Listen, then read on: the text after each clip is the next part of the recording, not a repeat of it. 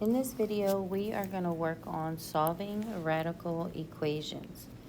So the thing that we need to keep in mind about radical equations is we're going to use the inverse property just like we do for adding and subtracting and multiplying and dividing. The difference is that to undo a radical, we're going to use exponents. So for example, in the first one, to get x by itself, I would actually need to square both sides because the exponent of 2 is going to cancel out this radical square root and leave me with just x. And then 9 squared is, of course, 81. Now with the second one, the index is a 3. So in the first example, technically the index was a 2. When it's blank, it's a 2. So here, in order to cancel out the radical, we're actually going to have to cube both sides. So cubing will actually get rid of the radical, leave me with x, and this becomes -4 times -4 times -4. So we have a positive 16 times -4 leaves me with -64. Now obviously the problems get bigger and longer, and sometimes there's a little more work to do, but essentially this is what we're trying to do. Get the radical by itself and then cancel it out. So with this one, I am going to use the exponent of 4 because that's going to cancel out the 4th root. And again, that means 3 times 3 times 3 times 3, which is 9 times 9, which we know is 81. Now this next one is just a little bit different because the radical is not by itself. So the first thing we want to do is go ahead and minus the 4 just like we normally would with normal equations so that the radical symbol can literally be by itself. Once it's by itself, now I can cancel it out by squaring both sides. So x is going to equal 9. So we're going to keep doing a couple more of these. So in this one, we are going to get rid of the 6 first by subtracting it. Leaves us with the square root of x minus 3 equals 4. And just like before, now that the radical is alone and the index here technically is a 2, I am going to square it to get the radical to disappear. So that cancels out the whole thing and leaves me with just x minus 3 equals 16. And the last step will be to add 3. And we get x is 19. So before you square it or cube it, you really want to make sure the radical is alone first. So same thing here. We're going to go ahead and subtract by 5.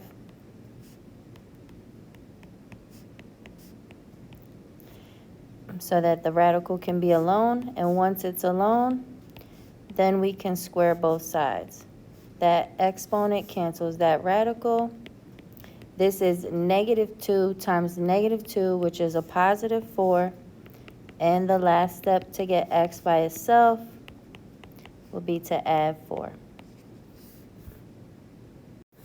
Let's do a few more examples, some that maybe involve a little bit more work. Here, same thing. I really want to, that's supposed to be a 2. I really want to get the radical alone. So this time it's a cube root of x plus 7. This gives me a -3. So I'm going to use the exponent of 3 to cancel out that radical. So if x plus 7 equals -3 cubed is going to give us a -27. And the last step to get x by itself is going to be -7. So this is -34. And just in case you wasn't sure, that's because -3 times -3 times -3, that's where the -27 came from. Okay, this next one is slightly different because there's actually isolated radicals on both sides. Okay, so since they're both square root, I literally can just square both sides, and that actually gets rid of the radicals that easily. Now, the only reason it was that easy was because everything was under the radical. So then we're going to solve like we've always been solving. Get all the x's on one side. X equals -2. Now, this next one does have a little bit more work, but I don't want you to freak out. We are going to still get this radical alone because that's the easiest way to square it.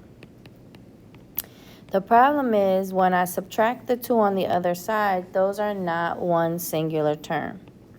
So what happens when I square both sides is it actually creates a FOIL situation where I'm going to actually have to multiply everything out. Okay?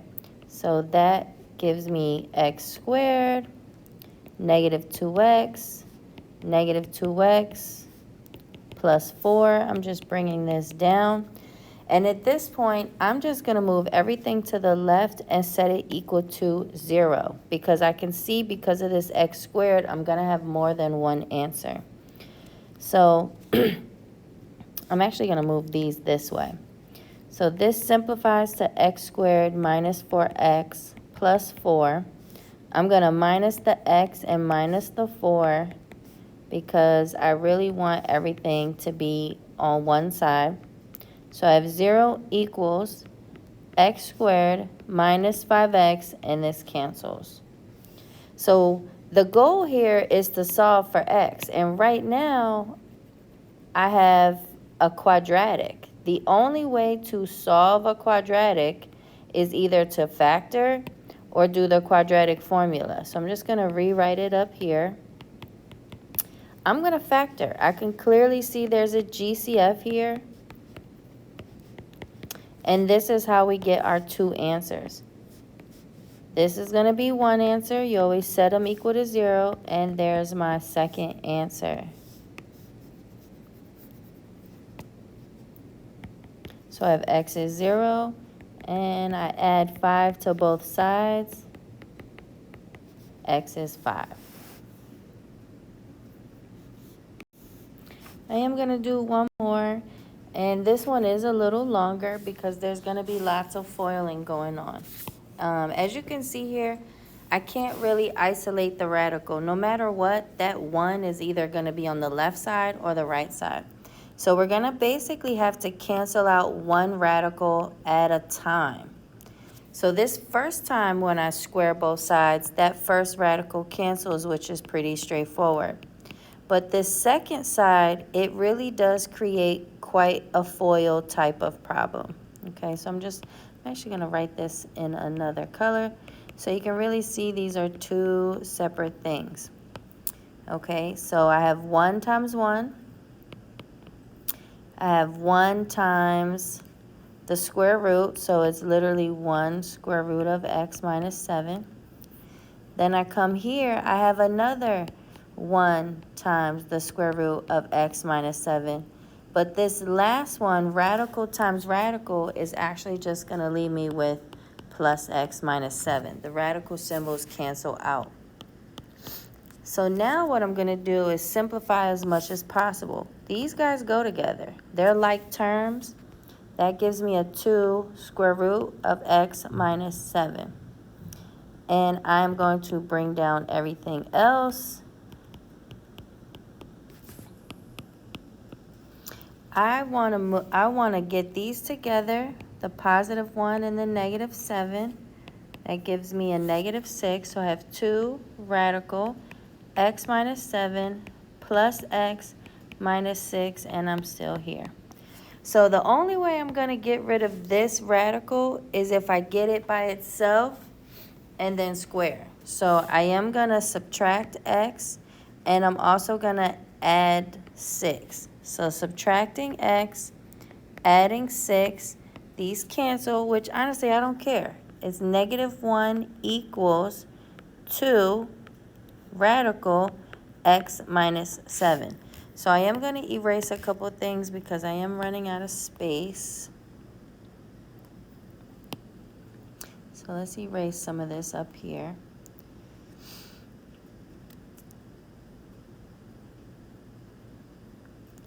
So I'm almost there. I almost got this radical all by itself.